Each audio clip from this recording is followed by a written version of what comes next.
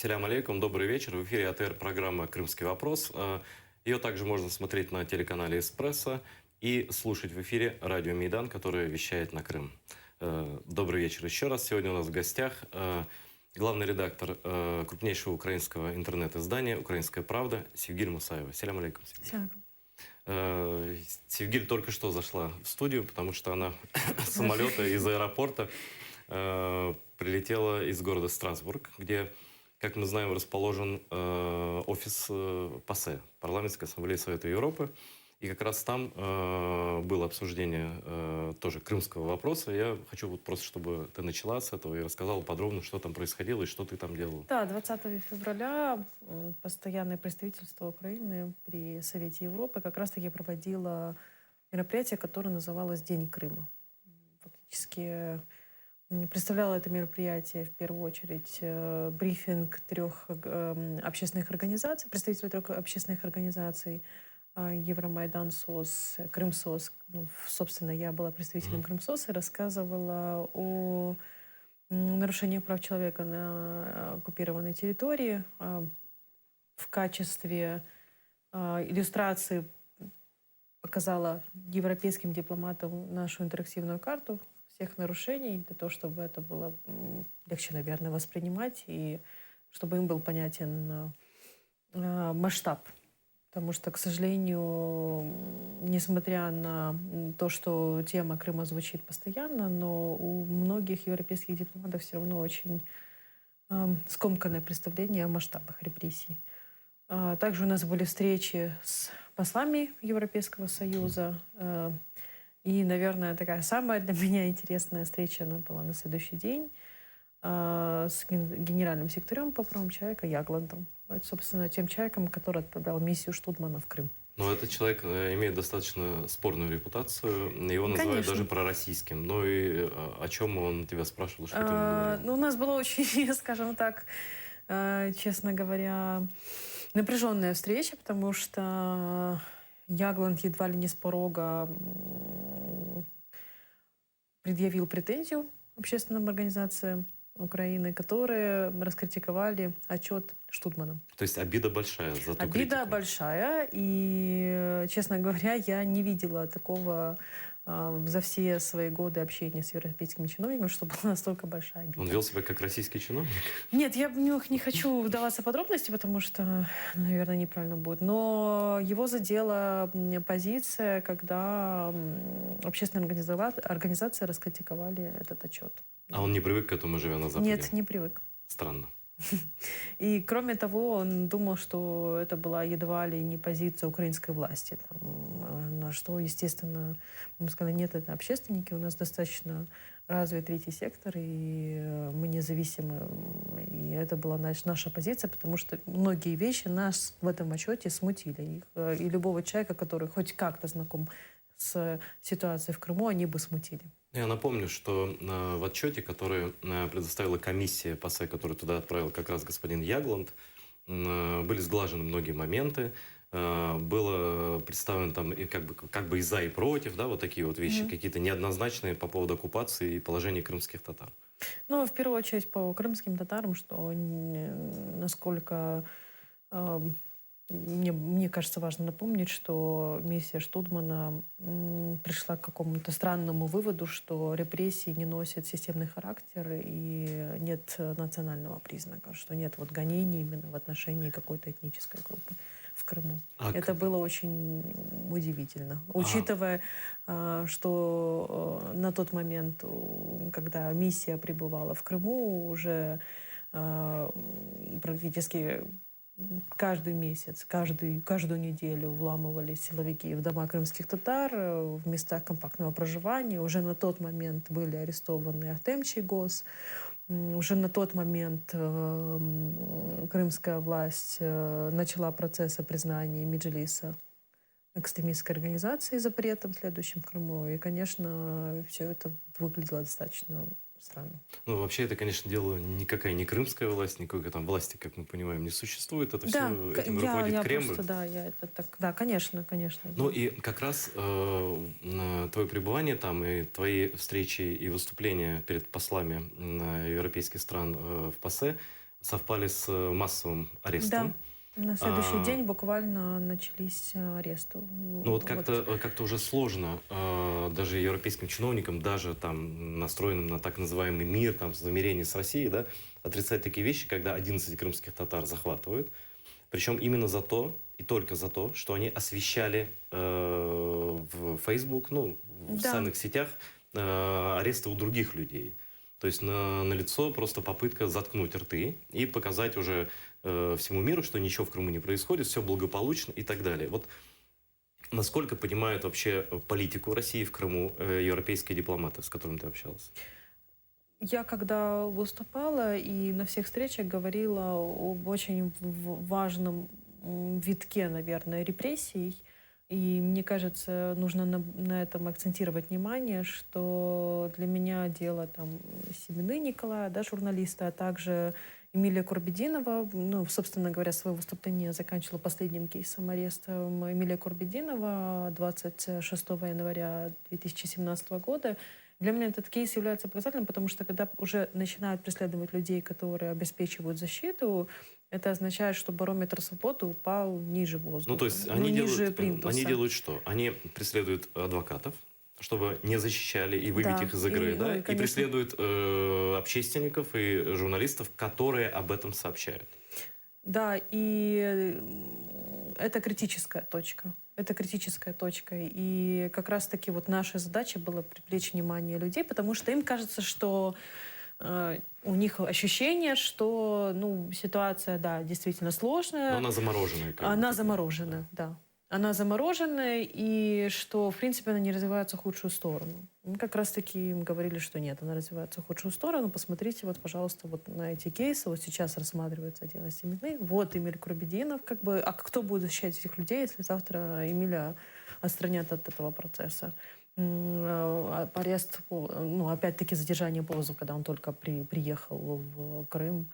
И вот на этом нужно сейчас акцентировать внимание. Люди, конечно, они не понимают. Я считаю, что как раз-таки сейчас позиция украинской власти должна заключаться в том, чтобы говорить на всех площадках, надоедать просто, чтобы до тошноты, потому что, ну, честно говоря, настроения царят такие, что вы нам все надоели, нам надоел вот этот вопрос Крыма, Донбасса. У нас сейчас непонятно, что вот поменялась власть в Штатах, и у нас куча своих кризисов. Ну, там, вы знаете, если во Франции тоже очень сложная президентская кампания, и я думаю, что там все кандидаты вызывают вопросы, но там Мари Ле Пен, если выиграет выборы, то это будет, конечно, тоже изменение. Но это не говоря там о позиции Европейского Союза, это вот как бы Франция, да. Ну, к Америке и к американской политике относительно Крыма мы еще вернемся. Я хотел бы задать тебе профессиональный такой вопрос, и как главному редактору крупного СМИ, и как общественному деятелю. Вот действительно, то, что ты сказала, важно донести, что сейчас Рубикон такой, когда они хотят отрубить информацию, вытекающую из Крыма. Да. То есть там будет, они хотят, по крайней мере, создать ситуацию, аналогичную Северной Корее, да, когда оттуда ничего не выходит, невозможно понять, что там в принципе происходит.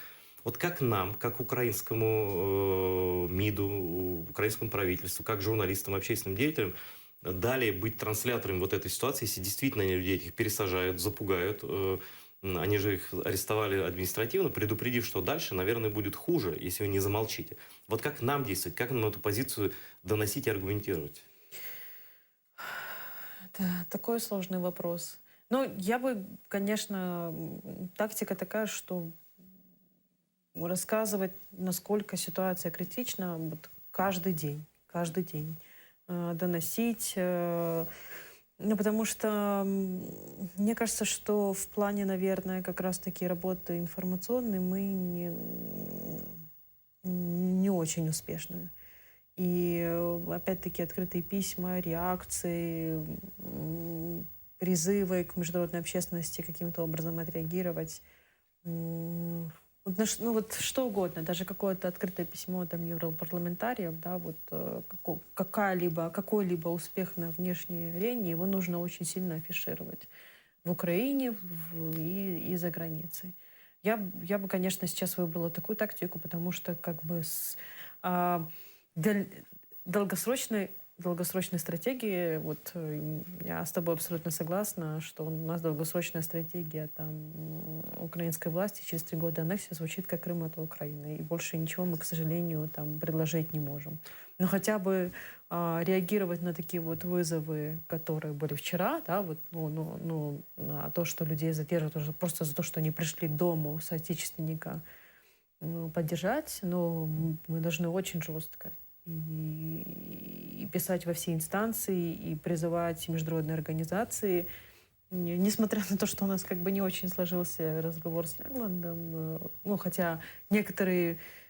Не хочу просто вдаваться совсем в подробности разговора, но в конце я им подошла и попросила как бы уделить внимание, если вы там хотя бы не можете этого сделать, да, там того-то, то уделите внимание вот кейсам Курбединова и Семины. Это очень важно. У меня иногда такое ощущение складывается, что тему Крыма на международную арену и вообще вытаскивает в основном Путин, который там усиливает репрессии, массовые аресты и так далее, что ввиду отсутствия той самой стратегии освобождения Крыма, о которой мы говорили, сама Украина недостаточно это делает точно на международной арене. Хотя вот в ПАСЕ, где ты была, там достаточно активный посол Дмитрий Кулеба. Да, вот ты же с ним общалась там. Конечно, да. Как он трясет этих дипломатов, этих всех не хочу делегатов и так вдаваться далее? в подробности, потому что не знаю, что как бы Дима говорил для печати, что не для печати, но он делает очень много. И благодаря ему в том числе прошел этот День Европы,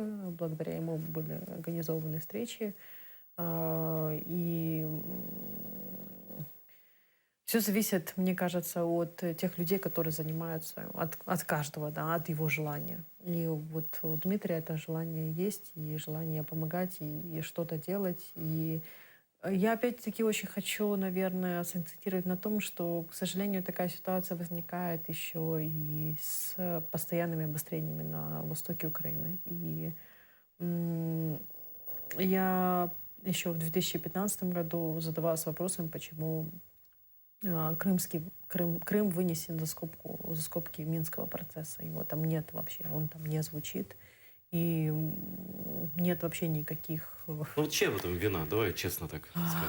Ну, мне кажется, все-таки украинской стороны. И потому что я понимаю, что это очень болезненная история, когда вы каждый день там хороните людей. Да, вот это действительно там прекращение огня и вот ситуация на востоке страны, да, она на второе место выносит Но это Крым. же, это получается... Но на самом деле тут очень нарушена логика, Да. потому что война на Донбассе началась после аннексии Крыма. Но Путин ее придумал как раз ровно для того, чтобы она была и информационной, и такой и мы, получается, сейчас для всего как этого. бы следуем той информационной стратегии, которую выбрал Путин, вместо того, чтобы менять.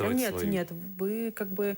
Кроме того, я хочу это еще раз на этом внимание сакцентировать, что крымский прецедент, он уникален. Таких случаев в современной истории, там, после войны. Не было, но они не идут ни в какое сравнение. Именно аннексия, оккупации и вот такого, с таким нарушением международных вообще норм и правил их не было. И мы должны каждый раз об этом говорить. И когда начинается история с Донбассом, мы должны возвращать к вопросу Крыма и говорить, вот с этого все началось, здесь Россия нарушила, и потом начала свою агрессию на территории. А потому что нас постоянно хотят завести в какую-то дискуссию, да, что это у вас тут чуть ли не локальный конфликт. Потому что я сейчас тоже слышу, там, как бы, у вас там чуть ли не гражданская война. Я говорю, камон, ну какая гражданская война? Вы что, с ума сошли? Посмотрите, вот у нас это все началось 26 февраля 2014 года. С того митинга возле Крымского парламента. И продолжается вот это вот. Это все хроника одного и того же. Это все... Это невозможно разделить, если быть и это неправильно разделять. Это неправильно разделять. И мы не должны вообще сейчас там рассказывать, что вот искать присутствие там российской техники, Нет, это российская агрессия, которая началась с Крыма. Это все один и тот же процесс, который был начат вот конкретно 26 февраля. 3 года назад. Ну, может быть, как ты сказала, действительно в этом вина есть нашего правительства, которое четко не ставит акценты в этом вопросе. Но мне кажется, что тот же Путин своими действиями и в Крыму, и на Донбассе, вот этими легализацией документов и так далее, он все-таки каким-то образом разрушает сам Минский процесс. Ну, мы ведем на Да. эту информационную, на эти все информационные провокации. Да, вот, как бы для нас действительно Путин сделал все возможное для того, чтобы как бы, вот, фокус Крыма перенести на Донбасс. И я понимаю людей, я понимаю правительство, я понимаю государство, которое, когда идут активные военные действия, все внимание переключается туда. Но нельзя забывать, с чего все начиналось. И что это все хроники, ну, это все звенья одной цепи. И у нас, получается, нарушена логика. То есть вот Крым у нас отдельно, Донбасс отдельно. А можно И эту ситуацию переломить внутри страны? Ну, мне кажется, что все зависит от риторики власти, от риторики первых лиц. И Но президент в состоянии же это сделать, расставить правильные Конечно. акценты и перед западными Конечно. лидерами, и в Конечно. своей стране, прежде всего. Конечно. И я думаю, что вот как раз-таки сейчас в преддверии третьей годовщины Крыма это очень хороший момент, когда можно в корне поменять отношения. Да. Потому что все это нужно воспринимать, должна быть целостная картина мира. А целостная картина мира заключается в том, что война Украины, да, с Россией, в Россию с Украины началась с аннексии Крыма. Она одно и гибридная, что она Да. идет разным способом в разных местах. И в том числе эта война, как мы видим, идет и внутри Украины. Нас просто постоянно хотят завести в парадигму, что вот давайте мы решим вопрос на Донбассе, вынесем вопрос за скобки Крыма. И, да, Но это и просто, это все, что... если честно, это мошеннический развод такой. И это в все общем-то, озвучивают, как вы видите, ну, в том числе и Пинчук, в том числе и Да, Артеменко. как раз об этом я хотел с тобой поговорить подробно. Ты человек гораздо больше меня соображающий в украинской политике и в процессах, которые происходят. Откуда и почему появляются вот эти предложения Пинчука? Я напомню, что украинский олигарх, якобы не имеющий никакого отношения к политике, вдруг заявляет план, по которому, ну, так назовем его коротко, Крым в обмен на Донбасс. Да? Это вызывает определенную реакцию. И затем, вот буквально на днях опять в эти дни, некий депутат Артеменко, о котором вообще никто не знал и не слышал от партии Лешко, радикальной партии, вдруг заявляет, что он не просто думает так, что надо отдать Крым в аренду там, на 50-30 лет, а он об этом говорит с американцами. Как вообще такое возможно? И почему он на это пошел, на твой взгляд? И Пинчук, и Артеменко? Но Пинчук, у меня объяснение достаточно простое, потому что Пинчук был одним из доноров и очень рассчитывал на победу Хиллари Клинтон. И попал, скажем так, после, естественно, этой всей президентской кампании, ну, не хочу сказать там blacklist, ну, черный лист, но начал переживать по поводу своего будущего положения в Украине. Потому что здесь у него, в принципе, при победе демократов, при победе Хиллари Клинтон все было бы вообще прекрасно. Он бы здесь был вообще следующим гауляйтером Украины. И была бы другая риторика. И была бы, да, конечно, совершенно. другая риторика, которая, в принципе, до этого и была. Потому что когда человек там в течение 10 лет проводит конференцию, которая называется «Европейская Ялтинская стратегия», декларирует вступление в Евросоюз как... И вдруг выясняешь, что все это какая-то игра была. А потом, такое изменение курса. Но он расчетливый бизнесмен, и другое дело, что хорошо, вы бизнесмен, вот оставайтесь бизнесменом. Зачем вы... Нельзя переступать какие-то линии, да, когда твоя страна воюет.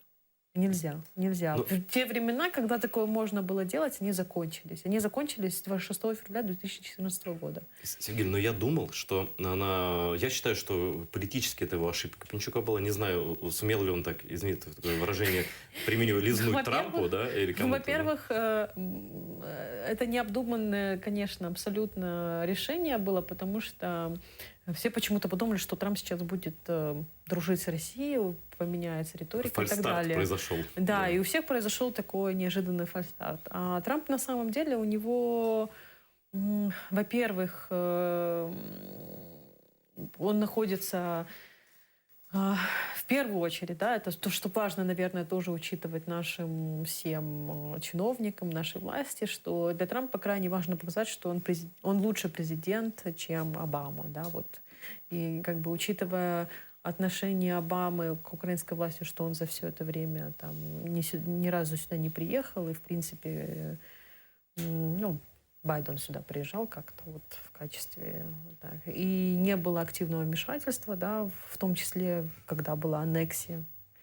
Да, и в том числе, да, вот последнее назначение советника по нацбезопасности, у меня достаточно интересная история с этим связана, потому что я знаю Макмастера. Лично? Да. Это вот тот, я напомню зрителям, это как раз тот советник, который пришел взамен ушедшего в отставку Флинна, который ушел как раз из-за скандала, связанного с тем, что он еще в момент предвыборной кампании не вел какие-то секретные переговоры с Россией, да? И вот пришел новый человек, как его фамилия? И Макмастер.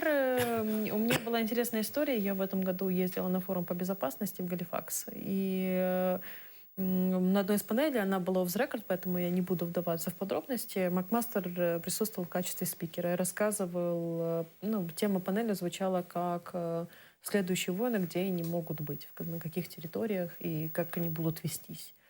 И мне очень понравилась его позиция, потому что там на панели сидели канадский генерал, японский генерал, еще один американский генерал. И я подошла именно к нему и сказала, что вот я согласна со многими тезисами, которые вы озвучили, а он был достаточно жесток по отношению к России. Типа как Макфол? Это имеешь в виду Маккейн? Маккейн это... Нет, я...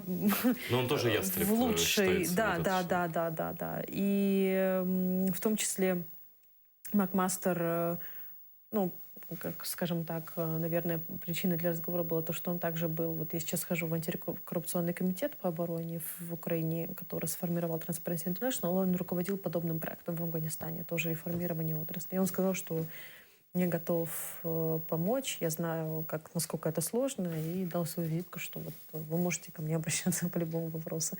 Вот такая интересная история, и он действительно, это очень хороший Может быть, знак. с Евгением надо обращаться, раз он визитку сам оставил. Да, я думаю, что да.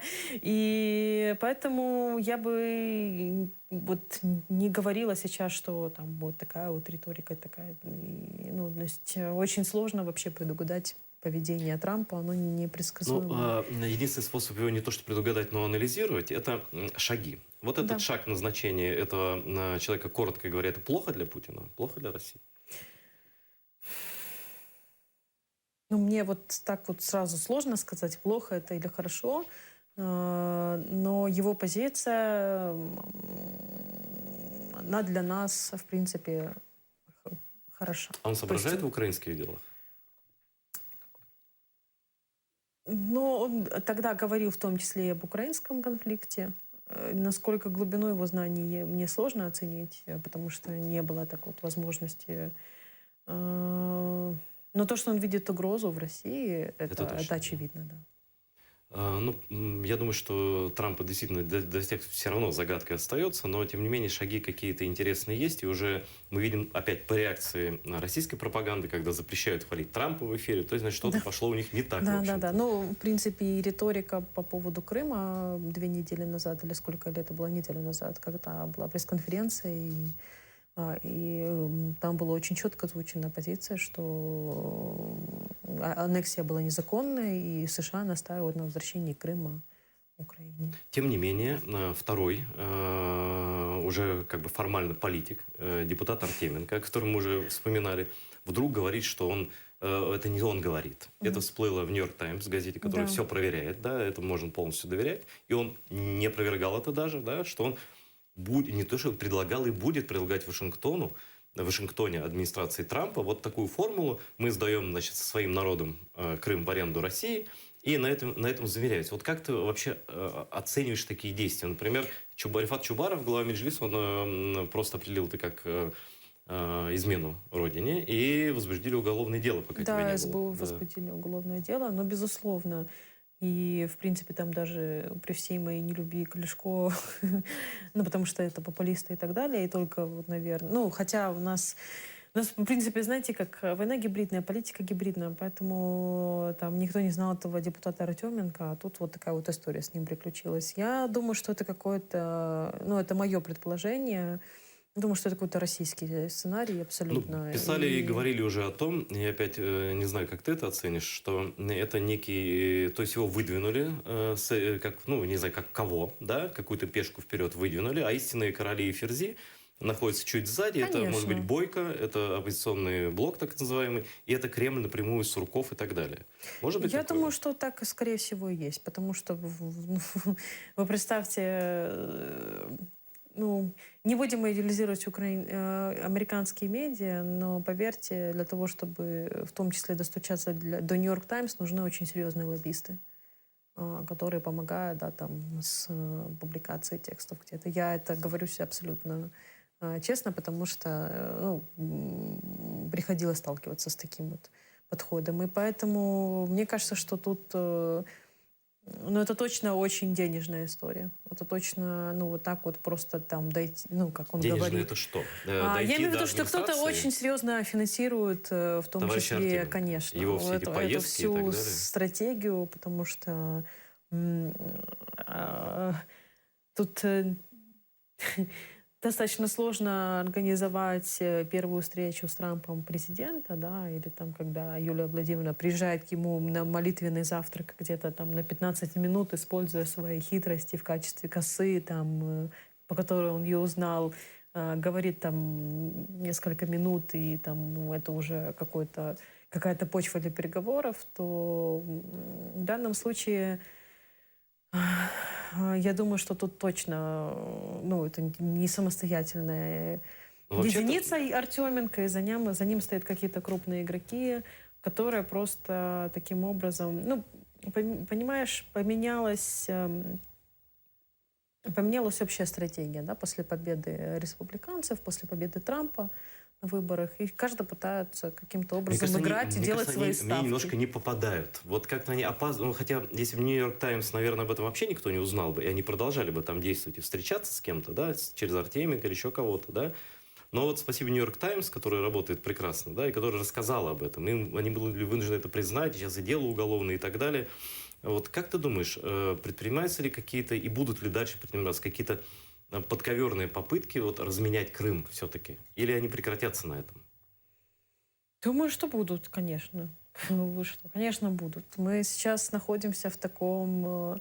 Я же говорю, что очень непонятна логика действий, да, потому что непонятно, что будет делать Трамп, поменялась власть, да, и каждый пытается эту ситуацию использовать по-своему. Каждый делает свои ставки. Ну, нам бы понять, что делать нашей власти. Вот, Но они чтобы... наняли Да. пока лоббистов, они пытаются каким-то образом находить диалоги, искать выходы, диалог и так далее. Мне кажется, что в том числе и американцы в этом диалоге заинтересованы тоже напрямую. Но не кажется ли тебе, что первым лицам нашей страны, в первую очередь президенту, пора как-то уже четко высказаться по этим вопросам, потому что вопросы подвисают с этой торговлей Крымом, и какие-то отвечают то один, там, то пресс-секретарь, то замглавы администрации. Вот еще не пора ли самому главе государства поставить Конечно, точки в уже этом вопросе? давным-давно была пора, и для меня удивление, почему он до сих пор этого не сделал. Я, кстати, когда ехала, думала, что-то говорил Петр Алексеевич по поводу всех этих историй. Ну, как бы, я не хочу, чтобы стратегия там...